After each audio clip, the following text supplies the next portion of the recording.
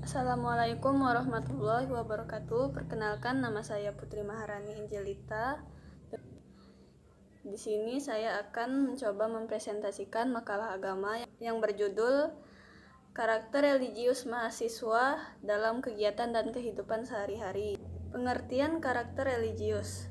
Kata dasar religius adalah religi yang berasal dari bahasa asing sebagai bentuk dari kata benda yang berarti agama atau kepercayaan akan adanya sesuatu kekuatan kodrati manusia. Religius adalah sikap dan perilaku yang patuh dalam melaksanakan ajaran agama yang dianutnya, toleran terhadap pelaksanaan ibadah agama lain, dan hidup rukun dengan pemeluk agama lain. Dikutip Suparlan 2010, tahun 2010.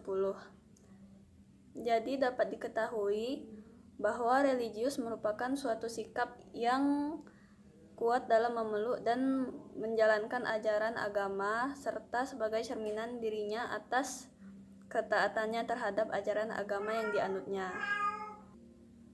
Contoh dari karakter religius: beribadah sesuai agama masing-masing, bersedekah, membantu orang lain tanpa membeda-bedakan agamanya, menyebutkan kebaikan, menjaga ucapan atau perbuatan, dan berkata baik dan sopan.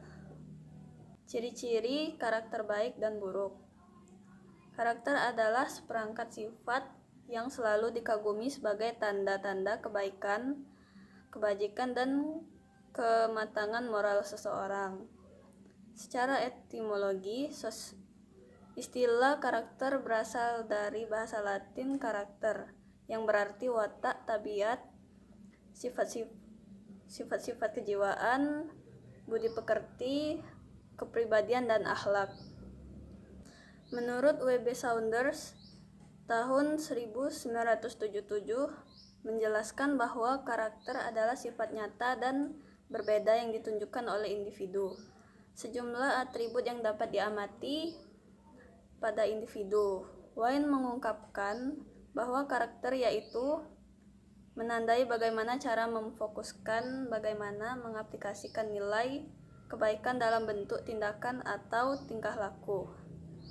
Oleh sebab itu, seseorang yang berperilaku tidak baik, seperti tidak jujur, kejam, atau rakus, dikatakan sebagai orang yang berkarakter jelek. Sementara orang yang berperilaku jujur, suka menolong, dikatakan sebagai orang yang berkarakter mulia. Jadi istilah karakter erat kaitannya dengan personality atau kepribadian seseorang.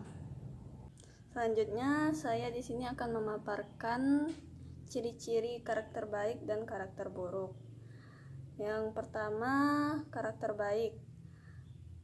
Karakter mulia berarti individu memiliki pengetahuan tentang potensi dirinya, yang ditandai dengan nilai seperti reflektif, percaya diri, rasional, logis, kritis, analitis, kreatif, dan inovatif, mandiri, hidup sehat, bertanggung jawab, cinta ilmu, sabar, berhati-hati, rela berkorban, pemberani, dapat dipercaya, jujur, menepati janji, adil, rendah hati, malu berbuat salah, pemaaf, berhati lembut, setia,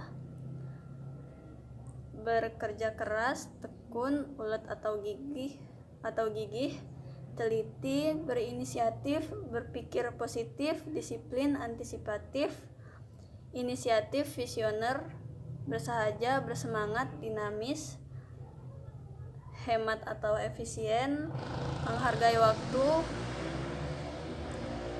pengabdian atau dedikatif, pengendalian diri, produktif, ramah, cinta keindahan atau estetis, sportif, tabah, terbuka, dan tertib. Individu juga memiliki kesadaran untuk berbuat yang terbaik atau unggul, dan individu juga mampu bertindak sesuai potensi dan kesadarannya tersebut. Karakter adalah realisasi perkembangan positif sebagai individu atau intelektual, emosional, sosial, etika, dan perilaku. Individu yang berkarakter baik atau unggul adalah seseorang yang berusaha melakukan hal-hal yang terbaik terhadap Tuhan Yang Maha Esa, dirinya, lingkungan, bangsa, dan serta dunia internasional pada umumnya dengan mengoptimalkan potensi pengetahuan dirinya dan disertai dengan kesadaran emosi dan motivasi perasaannya. Selanjutnya yang kedua adalah karakter buruk.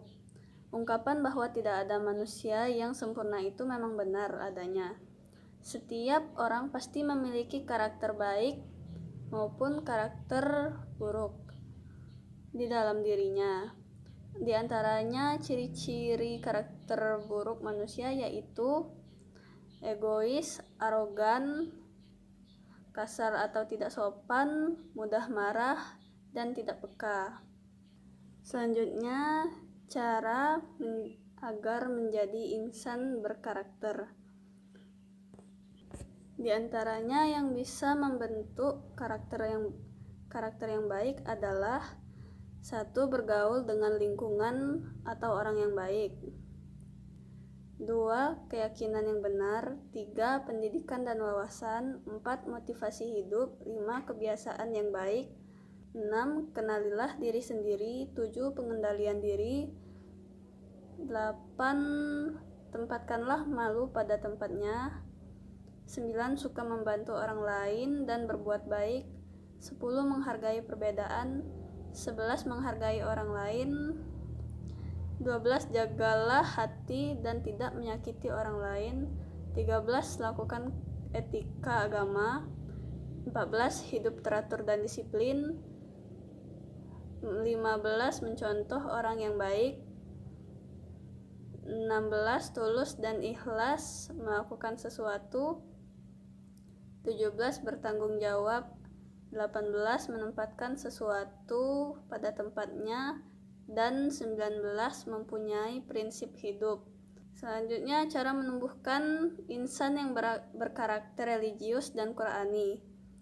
Karakter Qur'ani adalah tatanan perilaku manusia yang sejalan dengan nilai-nilai moral yang tergantung dalam kitab suci Al-Quran.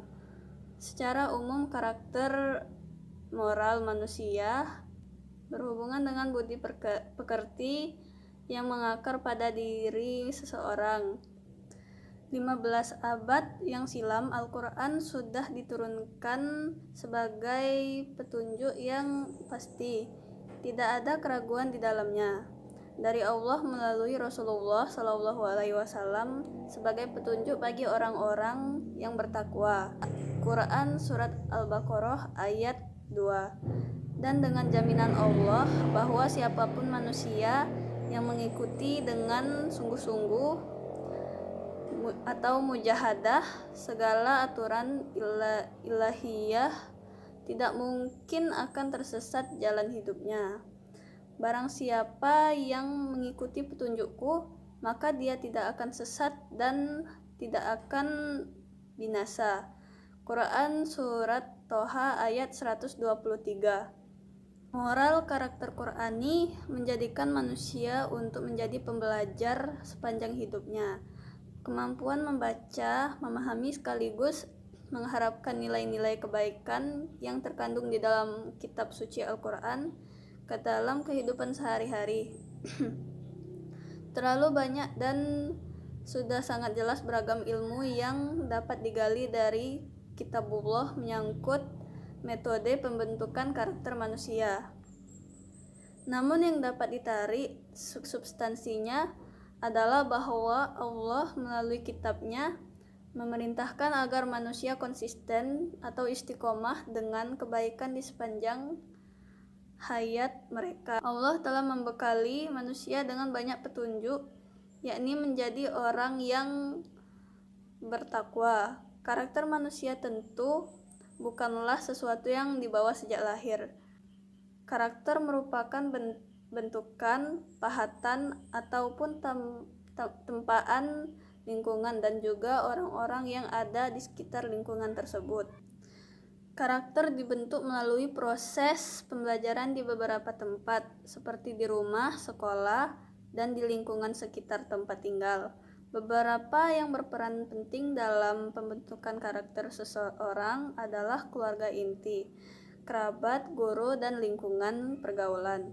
Karakter seseorang biasanya akan sejalan dengan perilakunya, yakni sebuah akumulasi dari pembiasaan-pembiasaan. Karena itu, guna membangun sebuah karakter Qur'ani di dalam masyarakat harus dimulai dengan membangun kebiasaan-kebiasaan baik dari unit terkecil masyarakat, yaitu keluarga inti dan lingkungan terdekat.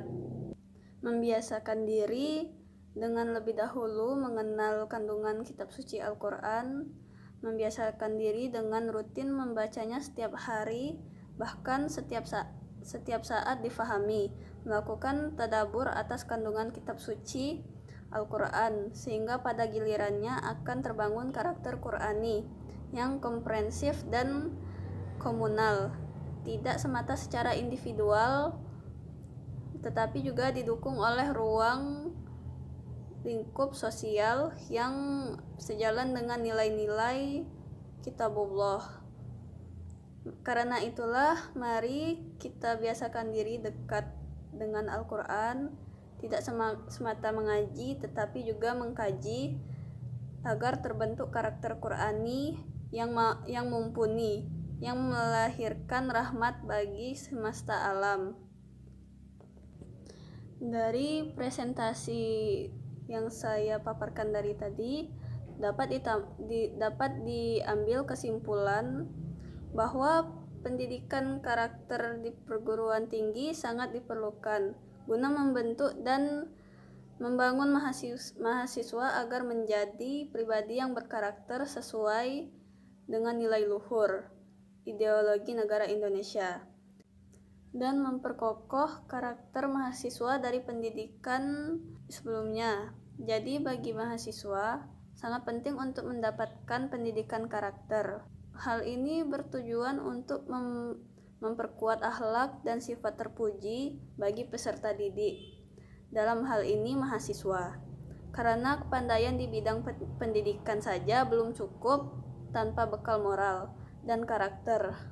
Karena kepandaian di bidang pendidikan saja belum cukup tanpa bekal moral dan karakter yang kuat, agar saat mahasiswa terjun di masyarakat nanti tidak terjadi penyalahgunaan ilmu yang dipelajari selama di sekolah atau di perkuliahan.